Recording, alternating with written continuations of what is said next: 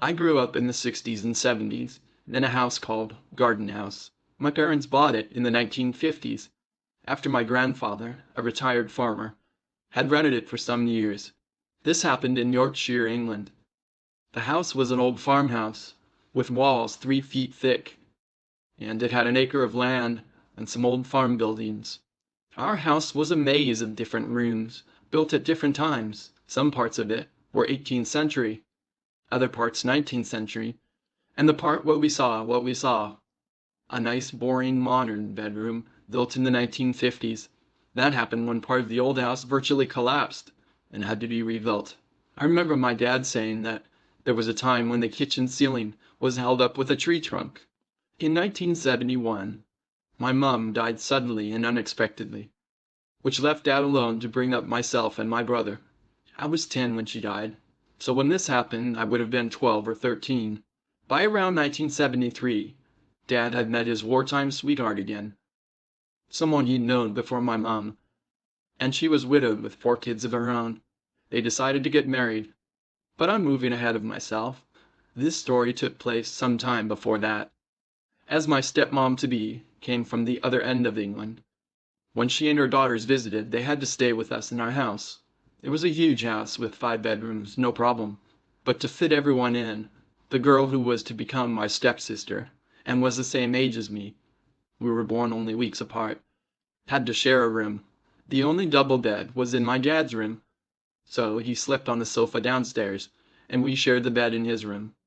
I think they were staying with us for a week this time, in the school holidays, so my future stepsisters and myself and my brother could get to know each other and hopefully bond. My own bedroom was in the old part of the house. It was a novelty to sleep in the new part, so I was quite looking forward to it. One night, early in their stay, we went to bed as usual. This is so vivid to me, even 40 years later. I can even remember. I was sleeping on the side of the bed nearest the door. My nearly stepsister and I were no longer chatting, so I must have guessed she was asleep. I don't remember being woken up, so I'm not sure if I'd even fallen asleep yet. But suddenly, about a yard away from me, I saw an elderly man. He was so close to me, I could have reached out and touched him. Only, he wasn't solid. He was made of little pinpricks of light. I remember thinking at the time, it looked like something from a comic, made up of dots of color, what we call pixels now. I knew instantly from his clothing. He was either Victorian or Edwardian. We had old photos I treasured, all my mom's old family ones my dad had given to me, so I knew from them. My family had farmed for generations, and this man looked like the old farmers in my photos. Strangest of all, he was seated, but the chair was not visible, and worse still, it was floating in the air, several feet above the floor. He was totally unaware of me, just looking down at his hands as if he was doing something like a craft. But whatever that was, I couldn't see either. I was so terrified I couldn't move. Just froze and stared at him, absolutely petrified he was going to look up. No, he couldn't see me. If he had looked up, he was so close. At the same time, I felt like he was definitely not of this time, and had no clue I was there. I have no idea how long I stared at him. I suddenly got the courage to move, and I turned around to face my sleeping friend so rapidly, I banged my head hard on the metal head of the bed. That's what told me it wasn't a dream, as the next day I had an almighty bruise and bump on my forehead. Throughout, my seemed-to-be stepsister slept on, totally oblivious to this thing that had just been yards away from her, and right by my bedside. I eventually plucked up the courage to roll over and peep at where it had been hovering, and it was gone. The next morning, I was so shaken by it, I decided to tell my dad. He was an arch skeptic about anything supernatural or religious, so I was a bit scared of his reaction, as Yorkshire men are famously blunt and direct. I decided not to say anything to my near stepsister, as she slept through it. And in any case, although my dad had known her mom many years, these folks were still strangers to me. I liked them, and thought that they might be scared off, not by the paranormal, but thinking I was mad. Surprisingly, my dad took it in stride. It was his bedroom after all. He said he'd never seen or experienced a thing in there. But maybe, he said, old buildings retain memories like tape recorders and sometimes play them back. Maybe one day psychics can explain it. Just a blip in time. I was quite shocked he reacted so positively, expecting him to think I had gone crazy too. One thing he did say when rebuilding that part of the house, which had happened long before I was born in the 1950s, they had lowered the floor level by several feet, which tallied with what I had seen. The man floating several feet in the air. Maybe that's why he believed me. After the visitors left, I never slept in that room again. Years went by, and I never did tell my stepsister or anyone but my dad this story. My dad told me later in life, when I asked, that he'd never told it to my stepmom either. Maybe both of us were scared they'd think something was up with me. In the 1980s, I met my now husband, and I told him the story of the 19th century man in the new part of the house many times, but I was never sure if he believed me. Fast forward to 15 years later. We met up with my stepsister and her partner to go for a meal. We were getting along splendidly. In the middle of the evening, my stepsister said, "You know, I never told you this, because we were only just getting to know each other, and I thought you'd think I was mad that the first time we stayed at the garden house. Remember when you and I had to sleep in your dad's room? One night you were fast asleep. I saw the weirdest thing, an old man floating in midair in that bedroom. He seemed to be sitting on a chair, but the chair wasn't there." She went on to describe in absolute detail what I had seen. My husband nearly fainted. I could see him going white as a sheet as she talked. I had told him this story, but apart from him and my dad, no one knew it. And if he hadn't believed me before, he certainly did when she got to the end of the story. I let her tell the whole story. I let her get right to the end before I told her, yes, me too. She swore I was asleep when I saw it, and I was fairly sure she was asleep when I saw it. So we came to the conclusion that it must have been different nights on the same week. We'll never know for sure if he visited us once or twice, but the story doesn't quite end there. Once I explained I'd seen it too, my stepsister's partner chipped in with, "You heard what happened to me and Aunt Polly when we were all staying there, one weekend after you went away to the university." No, I hadn't. My dad had never told me a thing. It turned out that, years later, my stepsister was staying at Garden House with her partner. And there were some other guests at the house. It was a 3-story house, and guests were spread out over 2 floors, in different rooms than the one we'd seen the man in. Everyone had turned in for the night, and around 2 a.m., John, my stepsister's partner, was awakened by a furious hammering at the front door. Only, it wasn't coming from the front door, but from the place right off to the side of it. It was the voice of an elderly man, and very, very abusive, cursing and swearing and screaming obscenities. It was so loud that John expected it must have waken up the whole street. Eventually it stopped. My stepsister had slept through it. But the next morning at breakfast, Auntie Paula, my step-aunt, asked if anyone else had been awakened by a foul man hammering on the front door and shrieking abuse at 2 a.m. No one had. Only her and John. He was in a room on the first floor. She was at a room in the floor above. She said it was so loud she couldn't believe people over the road hadn't come to the house or called the police. My stepmom, my dad, and the other guests had all slept right through it. In the mid-1990s, the large house got too much for them, and my dad and my stepmom decided to sell up. Dad decided to have the house renovated before they sold it, and he had someone come over and strip off the pebble dashing that had covered the front of the house since before he bought it, assuming there'd be some nice, picturesque Yorkshire limestone underneath that would appeal more to the buyers. He was right. When the pebble dash came off, underneath was nice 18th or 19th century stone and lintels showing the original door position, many yards to the right of the front door in the house as we knew it. He had lived there 40 years, but had no idea the front door had been moved. My dad told me after he moved out, and in the decades he lived there, he never once had a single paranormal experience, but I find that hard to believe.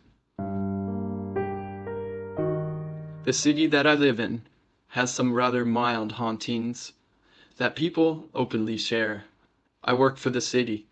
The day after Halloween was an event at the city hall. The mayor and city manager were both present, and our tour was given of the city hall and the Heritage Building next door. The Heritage Building is a former school that now houses city offices, including the mayor's and city manager's offices. The building itself has creaky wood floors and doors, and is well preserved and beautiful with gorgeous architecture. It isn't especially creepy, but everyone has a little story about something strange that had happened, as it's long purported to be haunted by an old school marm. Perhaps it was just the spooky season, the fun from the night before, or just the feeling in the air on All Souls Day. But the tours, and both the mayor and city manager, had fun ghost stories to share about working late in the Heritage Building. Mostly it involved suddenly feeling like someone was watching you or hearing footsteps when no one else was around. After the event, my daughter and I headed back to the Heritage Building to pick up our stuff and then planned to head down to the underground parking lot, accessible via a well-lit basement corridor. I entered the office area from my department using my employee badge on the sensor to the heavy door, waited the second or so for the beep to acknowledge the access, and then the loud click of the door unlocking, before turning the handle and pushing the door open. It takes a good medium constant push to open that door, and once closed, it loudly clicks and locks automatically. My daughter was enjoying the hiss of the door, and assumed I was important to the city because I needed a badge to access the area. Not true, but the building was open to the public, so having locked up areas for our workspace is necessary. I was asked by a coworker about the event.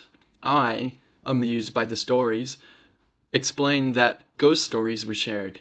She shared that she had her own experience in the very room that we were standing in. At that time, she had her desk in the corner of the room with her back to the door. She heard the door open and close, but didn't think anything of it. It's a shared space, and security often comes in to check the area. Then, she heard the door open again. This time, she looked over her shoulder and didn't see anyone. It's a big open room with a wall down the middle with big open doorways that only partially obstruct a view into either side. It was odd that someone wouldn't say anything since she was the only one there, but not entirely out of the realm of possibility. She just assumed that she had missed the person and went about her work. A few seconds later, the door opened again. She looked over her shoulder, and again she didn't see anyone. This time she got up and went to the door and peeked down the hall. Nobody. She came back into the room and looked around to the other side of the room. Seeing no one, she returned to her desk, a little creeped out, but also assuming that maybe it was just security. Then the door opened again and slammed shut, and immediately opened again and slammed shut again, and again, quickly. There was no one in the doorway, no one on either side, and no beeping to lock or unlock that door. Slam, slam, slam, over and over, for what she said seemed like ages, but then stopped after what was likely just a few seconds. She took that as a sign that it was time to go and grab her stuff, and she left. She finished her story by saying, "You know, that door doesn't open or close quickly." I relayed that the only time I had anything strange happen also involved that same door. It was midday, and I was there with a different coworker. We were working at the conference table on the other side of the wall, and I was facing the doorway. I heard the door open and looked up to see if it was another team member, but I just saw a woman turn and look at us for a moment, and then she turned and left in complete silence. But I didn't hear the door. What struck me odd about her was how pale she was, and how severely she was looking at us. It was so odd that I can really only remember her face and hair with any detail. It was the kind of look that an old strict librarian may give you when you and your friend were playing too loudly in the stacks. The feeling was that we were not only being too loud, but we shouldn't have been there at all. But what bothered me the most was the lack of door sounds. I went to the doorway and looked out. No one was there. I then checked the side of the offices within the room. No one else was around. By this time, my coworker noticed me being weird and asked if it was security. I told him no, but asked if he had seen that woman who was staring at us. He hadn't, but he had heard the door open. I told him she gave me the creeps, but that I hadn't heard the door open, so I went to check, but no one was there, as my daughter and I were leaving the office area. She was dubious of my coworker's story, and so we spent a moment playing with the door. There was no way that door could open quickly and slam shut. It locks immediately when closed, and you have to use a badge reader to unlock it. I shrugged at my daughter before leading her down to the basement stairwell. My daughter was thoroughly creeped out and wasn't sure she wanted to head into the basement.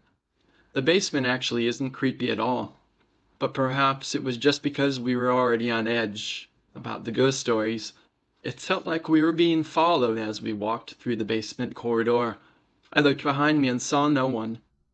I passed through another badge door and closed it behind me carefully before continuing on. The area was about 500 feet before the final badge access door. As we walked, I still felt like we were being followed, and I saw my daughter look over her shoulder a couple of times. I looked over behind us and saw nothing. "What is it?" I asked my daughter, who replied nothing. She said she just felt like someone was following us. I stopped and turned around. "Stop following us and leave us alone," I said sternly in my best mama voice. I turned on my heels, motioned my daughter ahead of me, and we continued through the final door to the parking garage. Immediately she wanted to talk about it, and I shushed her. Once we were in the car and fully away from the area, I asked her what it was she wanted to talk about. She asked me if I had seen anyone. I told her no, but I figured it wouldn't hurt to tell someone to stop it. She was quiet for a moment before she said, "But it listened." After that, I didn't feel anything was following us anymore. It was just like the feeling was gone. I shrugged. "I don't know, baby. I just know that sometimes you can tell them sternly to leave you alone." And they do. My next story involves my sister. This sister sees dead people all the time. She sees lost souls everywhere she goes, down the street, walking around, just everywhere. Generally, in the family, we tend to bless our houses and protect our homes. Not much enters our homes, but we tend to have passive allowance for loved ones and relatives who are visiting. Whenever something happens, we tend to check in with each other to see if there's a relative making the rounds, or if there's something concerning about what we've noticed. Most often, if it's around October, we attribute it to one of our uncles, who in life was a prankster. He always called everyone starting in October to make sure we remembered his October 20th birthday. We assume he does the same in the afterlife. In October, we often find things out of place that give us cause to remember him. Nothing malicious. Ever at most, a picture will fall. A day or two after the City Hall event, I got a text from my sister. Apparently, she was showering, and her daughter walked in to ask her what she needed. My sister said she didn't call her. My niece insisted she had. After the shower, my sister checked in with the kids. Both of her kids heard her clearly calling her daughter and got up to check what she needed. Shortly after that, the dog started barking at something down the hall. My sister went to look, and there was nothing there, but the dog was growling and barking. She has now told whatever it was to get out. I think it's gone. I haven't heard of any more incidents. She lived in that house for about 7 years with no similar incidents, so I don't think it's the house. I know this was long, but these are the latest incidents. Hope everyone was as thoroughly creeped out as we were. A haunted house in Nyack, New York. Nyack, New York is a town that sits about 20 miles north of New York City. And in Nyack, on a street that dead ends at the edge of the Hudson River, there is a 5,000 square foot, 18-room Victorian home with 3 floors, a basement, and an attic. Just across the Hudson River from this home is the city of Tarrytown, and just outside Tarrytown is Sleepy Hollow, which inspired Washington Irving's The Legend of Sleepy Hollow. The home's address is 1 La Vieta Place. It had been sitting for at least 7 years and was in great disrepair when Helen Ackley and her husband decided to purchase it in the late 1960s. It was 1967 when the family moved into the old home. And on the day they were moving in, the neighborhood children told them the place was haunted. Helen didn't think anything of it, assuming it was children using their imagination about a home that had been sitting vacant for so long. She also didn't think anything of the fact that some of those children refused to enter the home when their own children had invited them inside. But when she realized something was going on, was the first night they all moved in. Her husband George insisted on leaving the hallway light that was outside their bedroom turned on all night. She had to find out why. A week before the family moved in, her husband stayed at the house for about a week doing repairs. During that week, he and the plumber heard and saw things they could not explain. In fact, the plumber said he would not continue doing work in the home if he was going to be left there alone. So it didn't take long for Helen and her family to realize that the neighborhood children weren't using their imagination when they said the house was haunted, because the Ackleys heard footsteps, saw doors opening on their own, books flying off shelves, and a light pull string swinging in a windowless room and then stopping suddenly, as if it were grabbed by an unseen hand. Helen believed there were at least 3 ghosts in the house: a Revolutionary-era naval lieutenant with a powdered wig, a woman who appeared to be in her 20s, and an older man in his 60s. She added that the ghosts were not misty or see-through like you often hear about. For the most part, these ghosts had solid, flesh-like appearances, and they would always be looking right at you when they appeared. One day, the Ackleys' son William opened the door leading to the basement. He came eye to eye with the Revolutionary Lieutenant ghost. He cried out for his mother at the top of his lungs, slammed the door, and went running upstairs to her. One of Helen's earliest experiences were when she was in the living room during the afternoon. She had the feeling that someone else was there. She turned around and saw an old man dressed in colonial American attire. He was sitting in the middle of the air near the fireplace, just smiling and nodding. He slowly faded away, and she never saw that ghost again. The Ackleys had 4 children. When their children were young, one of the ghosts would shake their daughter's bed to wake her up for school. One year, when she was off for spring break, she announced to the ghosts before going to sleep that she was off for school the next day and to please not awake her. They did not. The ghosts would sometimes leave gifts to the children of the family. Some of the grandchildren were given baby rings, but as suddenly as they were given, the rings would disappear. The Ackley's daughter was given a small sugar tongs, an old utensil used for grabbing sugar cubes, and the oldest son was given coins. As the years progressed, the Ackley's daughter, who had been married and then divorced, moved back into the home, and then she was in a relationship with someone new. She and her new boyfriend planned to marry, and the fiancé moved into the Ackley home. One winter's evening, as the holidays were nearing, that fiancé was wrapping Christmas gifts in the quiet home. At some point, he noticed the sound of mumbling voices coming from another room. After a few moments, the voices concerned him, so he went to check on it. But after investigating each nearby room, he found each one was dark and empty. At that point, he began to get nervous, and he felt as if he was being watched. So he turned the lights on in every adjoining room.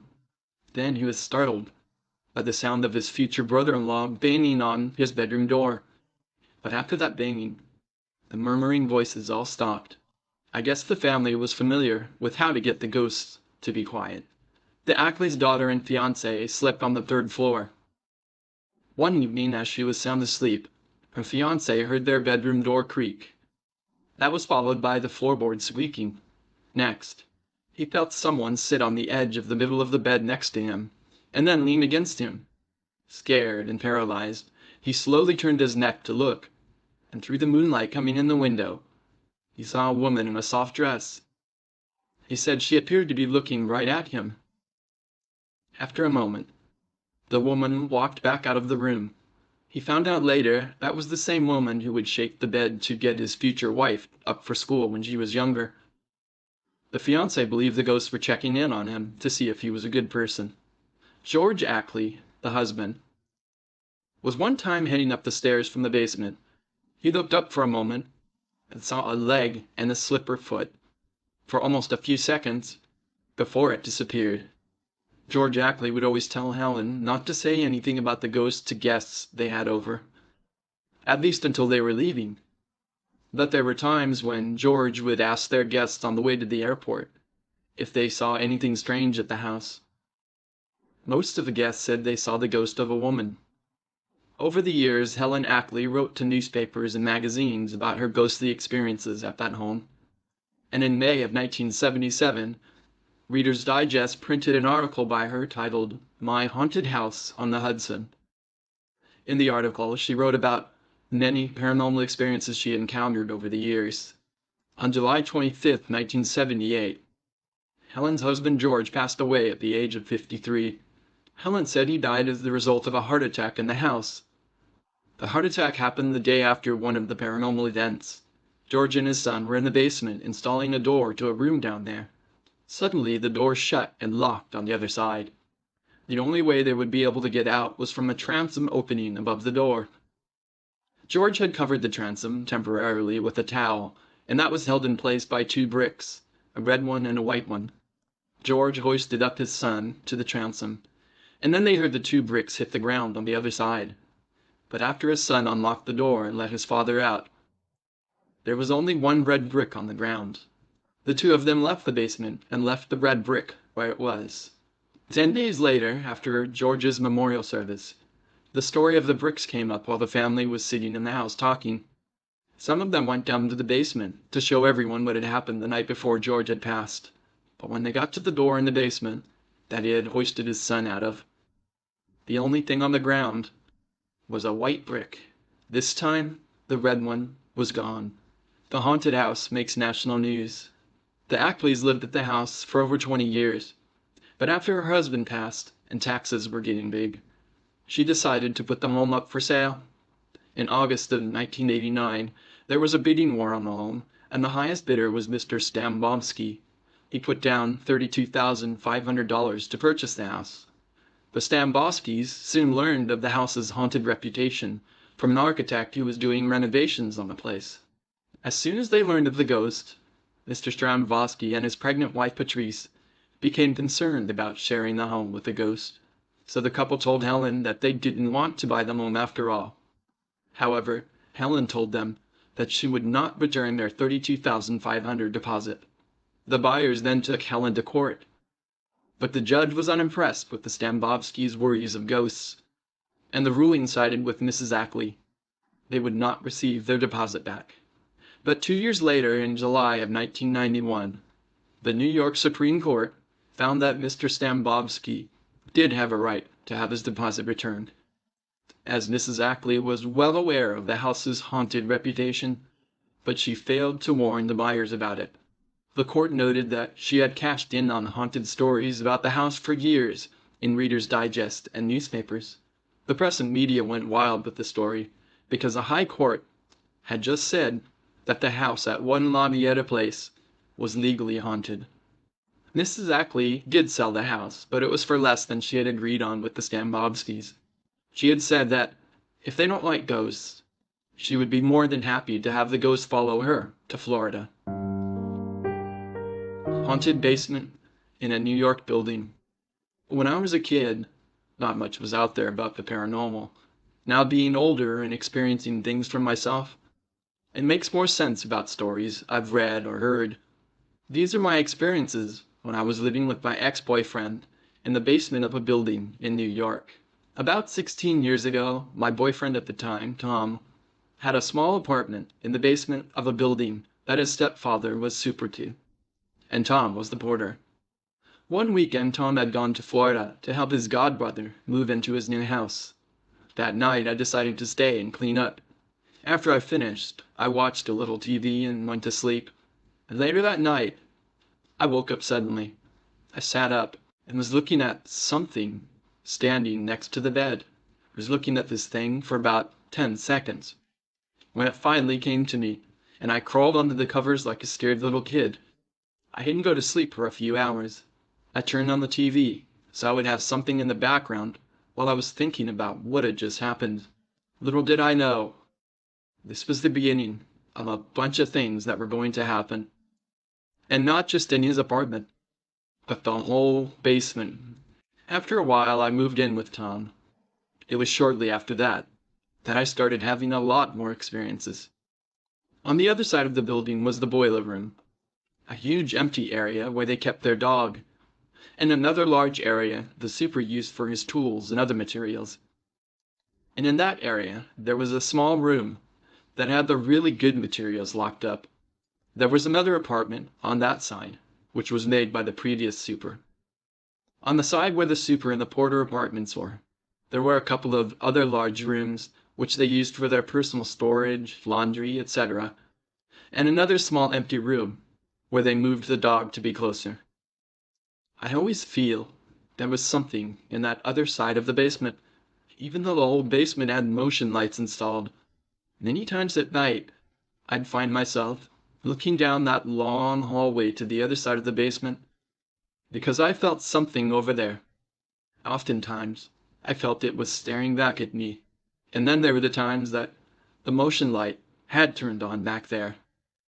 I would take an old iPod and leave it in the big empty room and let it record. In a couple of recordings, I heard whispering. I even used my sister's video camera to record at night, although we didn't do it too much because Tom wouldn't want to be there for too long. I think it scared him a little. And I certainly didn't want to do it alone. The only thing we really saw in the videos was that mist that people see when they've seen a ghost around. I wasn't sure if that was enough proof, but we were glad we got something. I would sometimes join Tom when he made his rounds in the building. One day we had to go to the boiler room. As soon as I walked in, I had a strange feeling. It was dark in there. The only light was around the boiler. The other side was completely dark, so we had a flashlight. Being my curious self, I went to the other side while he worked to see what the room was like. There was an old chair, and nothing else around but some garbage. Suddenly, I felt someone touch my hand. I thought it was Tom trying to be sneaky, but when I turned around and looked, he was nowhere to be found. He was still by the boiler. Luckily, when I went back, he was done and we left. Many nights, I'd hear footsteps. Sometimes the motion sensor lights would go on, sometimes not. At night, they would lock up the elevator door going to the basement so no one was able to go down there. That was the only way from inside the building to go to the basement. There were 3 doors leading to the outside, but 2 were kept locked. One they kept open, which was the super's apartment. Once these doors were locked at night, there was no way to get into the basement, especially with those thick latches to keep it closed. There was one night that I heard footsteps, then I could see a light from under the door. I was so sure his mom was coming to knock, but no one knocked. Even if it were his mom or stepfather, their door would slam shut. And yes, even at night, they let it slam. I looked in the peephole and saw no one. The light shut off. Eventually, we decided to move into the other apartment on the other side of the basement. Since it was much bigger and had an actual apartment layout, I was pretty excited to be there. But after about a month, things started happening. I would hear things moving in the living room area, and it would get so cold in different parts of the apartment. One night we were watching TV, getting ready for bed. Suddenly, the door started opening and closing, but each time it opened, it would open wider. I looked at Tom to see if he was seeing what was happening, but he was glued to the TV. He didn't even notice what was going on. And then the last time, it opened all the way. I saw someone standing outside the door. It had a white glow outlining it. After a few seconds, the door closed. It didn't open again. I shook Tom and asked him, "Didn't you see the door opening and closing just now?" "No." I told him I saw someone standing outside the door, so he got up and checked around the apartment. The door was still locked with a latch, the windows closed and locked. He was unsure what to make of what just happened. "I don't know," he said. We went to bed and made sure the door was closed all the way. After a couple of months of living there, the building owner kicked us out. He said the apartment was made illegally and we can't stay there. So we moved back to the other apartment we were in, still hearing footsteps and motion sensor lights going off without anyone being around. We told his stepfather about everything that had happened. His stepfather told us that one day he heard a bunch of commotion going on where the recyclables were. People would put their empty boxes and cardboard there. He said that he turned the corner and he saw the boxes being thrown all over. He ran to the area, and as he got closer, it stopped. There was no one there. After his stories about the weird stuff going on, we were relieved to know it wasn't just us.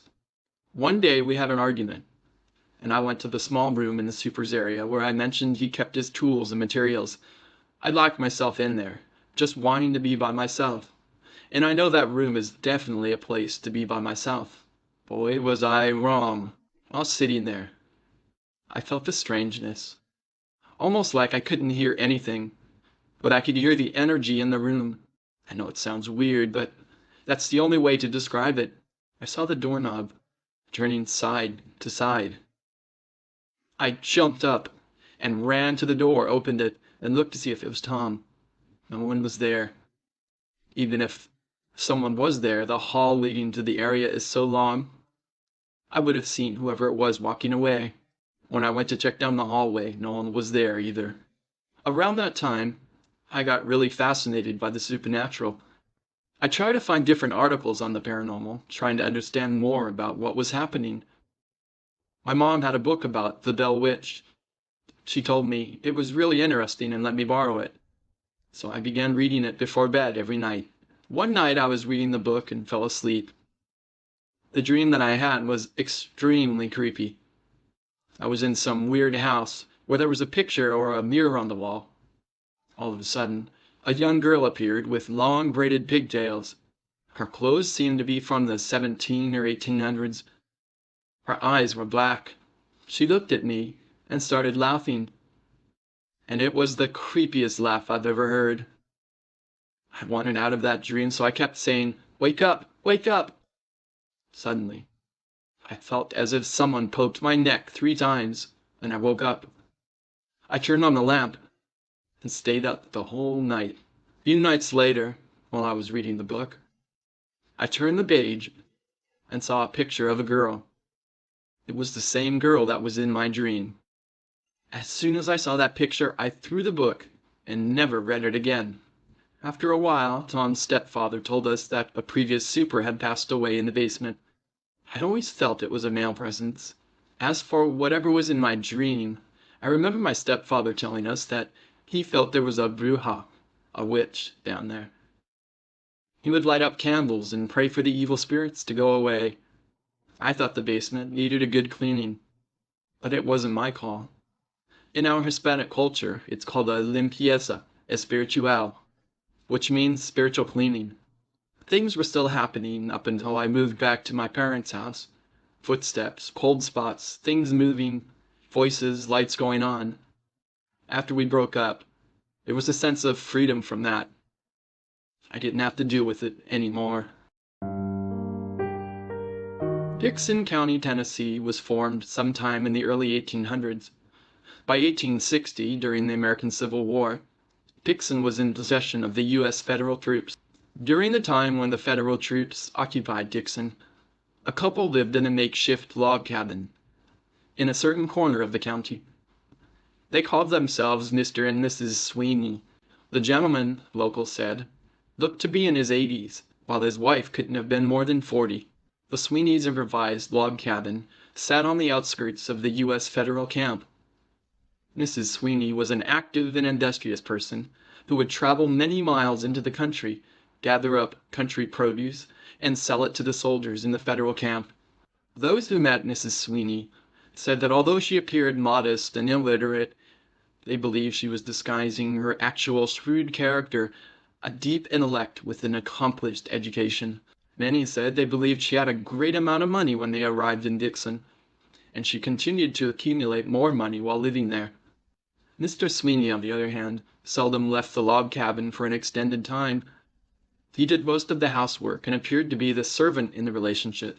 So it appeared to the locals that the 80-year-old wealthy man had been abducted by the younger woman, and that was how the couple lived, never telling anyone of their past or their future plans. After a while, the federal camp was evacuated and the troops departed. The Sweeneys were thought to have left with the troops, but nobody knew for sure exactly when the couple left, or even where they went. They said the Sweeneys disappeared, as if the earth swallowed them up, or as if zephyrs had whispered a summons to depart, and they were wafted away. And like so many other incidents during the Civil War, the Sweeneys were soon forgotten, and that was the end of them. Life of a recluse. About 10 years after the Sweeneys disappeared, the Civil War was over, and peace had been restored. A woman wandered into Dixon County. She claimed to be from Ohio, but would not go into any details of her past. She gave her name as Lucretta Gurley. She was a shrewd and talkative person, but whenever asked about her life, she would withdraw from the conversation. And it wasn't mentioned in this article, but the story seems to be that they're trying to convey that this Lucretta Gurley was believed to be the same person as the 40-year-old woman who claimed to be Mrs. Sweeney a decade before. Shortly after coming into the county, the woman purchased land and built a simple frame house for herself. She lived there comfortably alone. She would call for what she wanted and pay for what she got. Other than that, she had no visitors. She was simply a recluse. One autumn morning, someone visited Miss Gurley regarding a business matter. Upon getting to her home, they found the door open. After calling out to her, nobody came to the door, so they entered the home. They went into the kitchen and found her lying dead on the floor.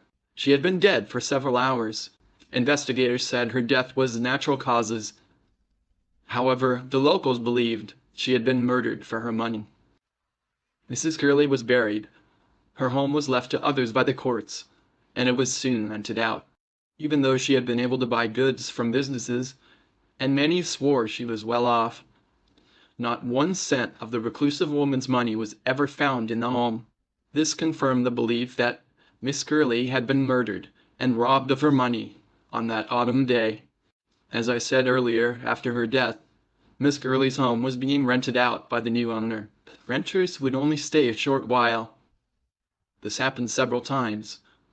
Soon it became apparent that renters were leaving because the simple frame home was haunted.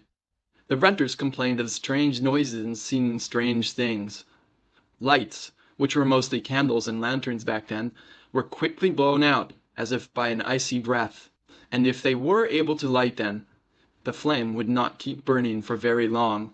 Some tenants would hear a strange melody, sad, mournful, and low, and it would merge into a groan, then a shriek, and finally end with a piteous sobbing, and then the sobbing would slowly die away, as if lost in the distance. On other occasions, tenants of the house would see the dim outline of a woman at night rapidly approaching the house, but she would never arrive at the door. However, there were times when the apparition did reach the door and entered the house. At those times the house would shake and tremble like the sound of thunder, and that was followed by shrieks and groans. Other tenants said there were times when the house would become brilliantly illuminated, and then as suddenly as it started, it would settle into impenetrable darkness. Doors, although locked and bolted, would suddenly be thrown open. This would be followed by the sound of footsteps trampling through the room, Many other complaints were made by tenants about the haunted house in Dixon, but no one was ever able to determine a cause for the disturbances. The haunted home of the murdered Lucretta Gurley soon became known as the House in the Hollow. Locals believe that the spirit of Miss Gurley replayed her murder every night in the room where she was choked for her money. Nobody would rent this place any longer, or even dare to enter it, so the house sat for years, untouched, as her ghost relived her last moments. Night after night, some said that, from time to time, they could hear her wild screams of distress. It wasn't too long before the legend of the House in the Hollow spread outside Dixon, Tennessee. Eventually, news of the ghosts aroused the interest of some unbelieving Nashville, Tennessee men. Talmadge McElroy, J. Russell Lyle, and Dr. S. G. Workman, a dentist. The three men heard about the ghost in Dixon and decided to spend the night in the house and solve the mystery of the so-called spirit. So they went. They saw. They returned. They returned faster than they went. After one night in the house in the hollow, the three men returned home believing in ghosts, and admitted the house in the hollow was indeed haunted. Let me backtrack and tell you about the story of those three men visiting the house in the hollow.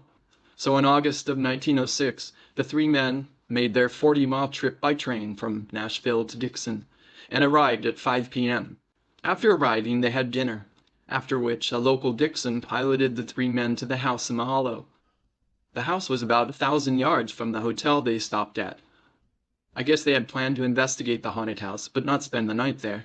It wasn't until 10 p.m. that evening that the three men began to walk over to the house with the directional aid of a man and his son.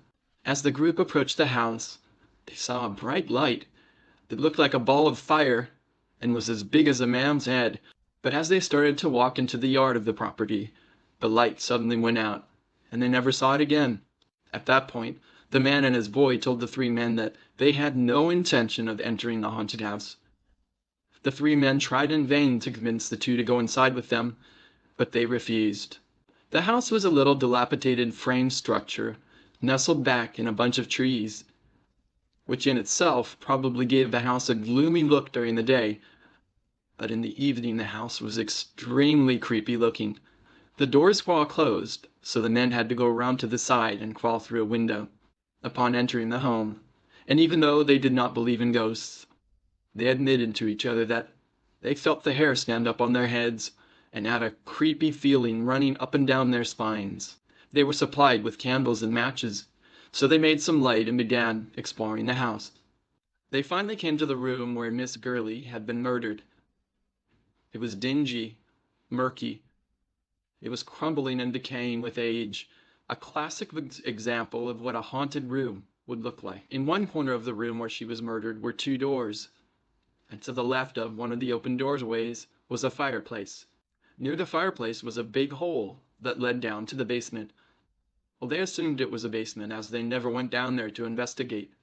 The three men had brought a camera with them, and they set it down and focused it on the two doors and the fireplace.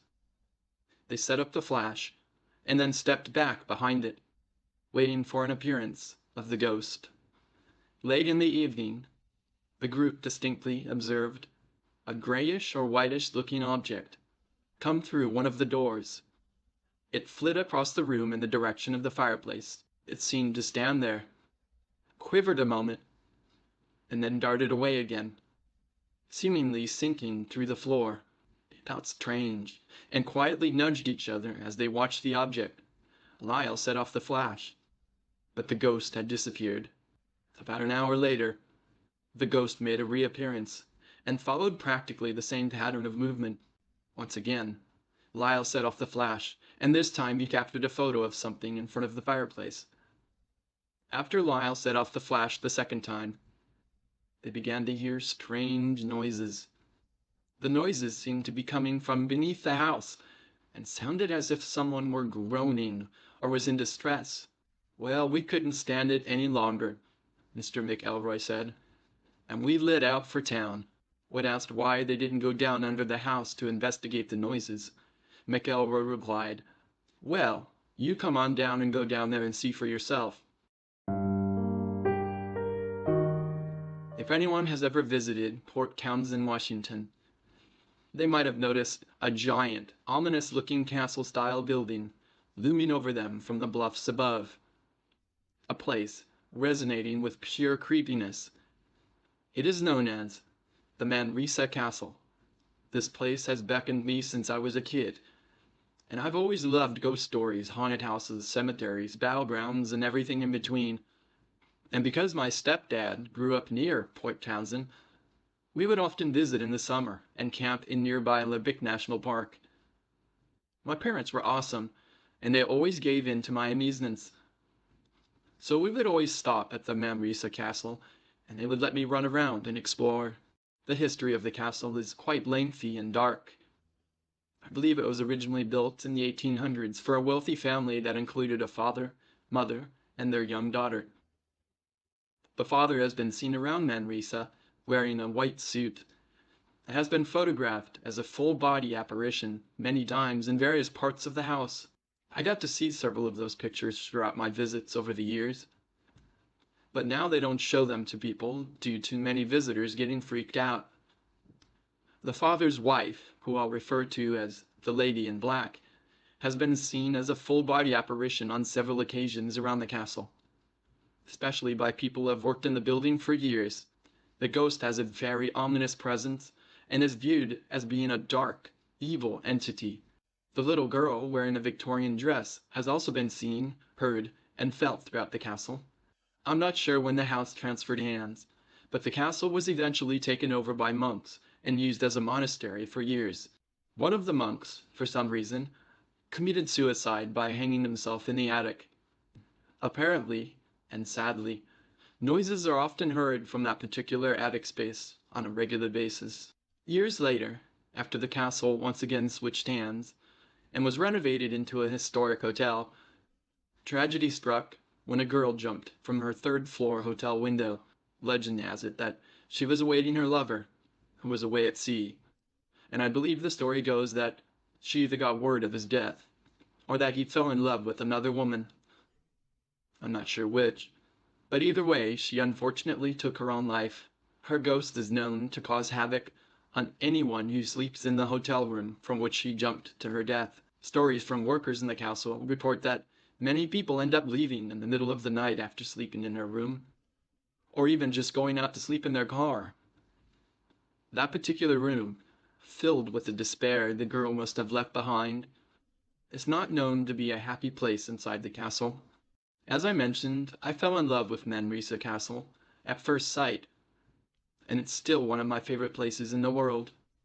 There's something so majestic about its haunting past, the old furniture, the creaky floors. It all just pulls me in and makes me fascinated with the paranormal even more.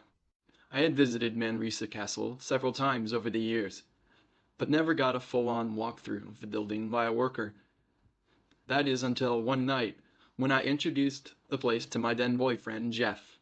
We showed up in the evening just to walk around the place a bit and explore, but it was winter, and I think business at the hotel might have been slow. We got chatting with the woman at the front desk, who had worked at Manresa Castle for years, and was more than happy to walk around with us, letting us pick her brain and see inside of many of the rooms I had only heard in stories about before. This was the holy grail for me. Jeff was very much a skeptic, but you could tell the lady's stories were still freaking him out. She walked us down into the dining area where the breakfast was served to hotel guests, and told us about the Lady in Black entity that came out from behind the ice machine late one night and headbutted a gentleman who was merely looking for the ice machine, and how that gentleman ran out of here screaming. She also told us about how she was working the breakfast shift one morning and heard something behind her, and she turned around to see the Lady in Black directly behind her as a full-body apparition completely blocking the doorway. She even recalled washing dishes in the sink that same morning and feeling hands in the water with hers, and then later watching an entire pitcher of orange juice get flung off the counter. It was shoved so violently, in fact, that orange juice dripped off the ceiling and back down to the floor. This lady's stories were endless, and we listened in pure fascination and intrigue. She also walked us into a room where loud talking was often heard, so much to the point where guests on the other side of the wall would complain about the noise to the front desk. She literally had to get keys and open the door to the room to show the guests that there was nobody in there. One of the memorable incidents from that night, though, happened when we were in another room. This was the room where the little girl in the Victorian dress was often seen and heard. So much, in fact, that housekeeping staff would wear earbuds and listen to music while cleaning, so they wouldn't get bothered by the little girl. While we were talking about this, Jeff said he felt something touch his butt. No one was standing next to him, and even as much as a skeptic as Jeff was, he admitted he felt the touch, and that it was playful and cute. All in all, though, it was enough to make him think twice about his skepticism, even if he wouldn't admit it. After exploring all over the castle and feeling so incredibly grateful to this lady for her in-depth walkthrough, and telling us all her wild stories of the place, Jeff wanted to get the heck out of there. I wanted to stay the night, though. It was the off-season and the prices were good, and it was already getting late. I just didn't feel like driving around town and looking for another hotel.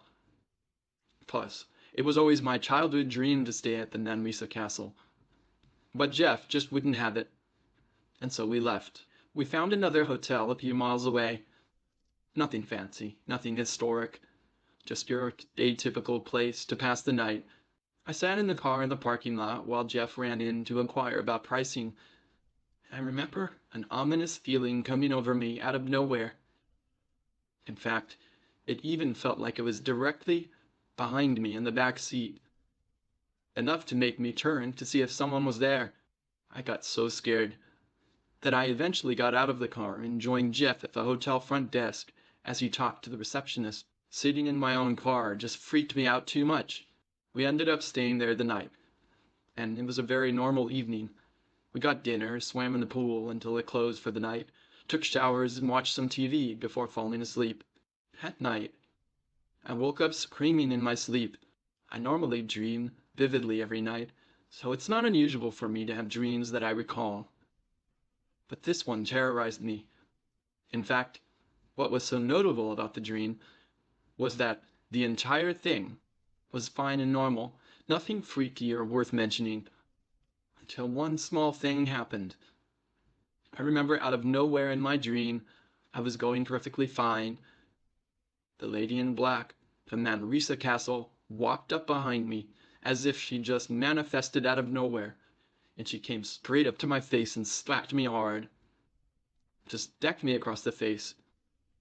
I remember seeing the scowl of the evil on her face as she came closer to me and hit me. That's when I immediately woke up and screamed. Jeff, of course, heard all this and woke up and asked what in the world was going on. As I sat there shaking and panicking, all I could say was, "I saw the lady in black. I saw her."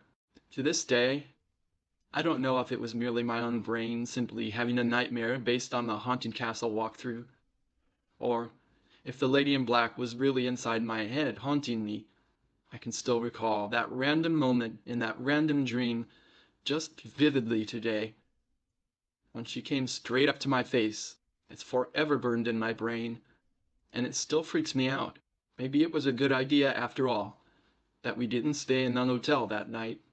Years later, back in 2018, I was back in Port Townsend with my now husband, not Jeff, and stepdaughter on a trip to the Olympic Peninsula. I'd asked them well in advance if they wanted to stay at the Manresa, and both were pretty enthusiastic about it.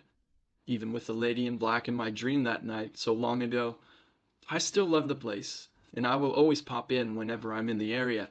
When we booked online, we didn't get to choose our hotel room, but funny enough, we got the room directly across the hall from where the girl jumped to her death.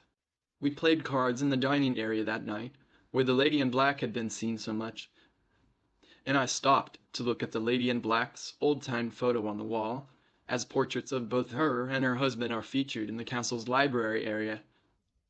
She still had that ominous look on her face, one that I, too, will never forget as long as I live. Nothing ghostly happened to us that night, at least beyond the normal creepiness that always resonates from the Manresa.